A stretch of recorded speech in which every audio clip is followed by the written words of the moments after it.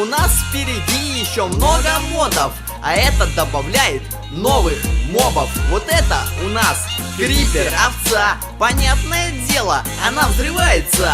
А здесь у нас Блейзер, корова. Она очень мила, но с вымем здоровым. При убийстве из нее выпадет огонь и готовые стейки. Хочется сказать ого. И вот на подходе курица Эндер. Она не несет яйца, а следует тренду. Телепортируется тут и там на ура, а потом ходит по пятам. Вот это да, конечно, и яйца спавна их есть. А Крипер, овца, траву все так же ест.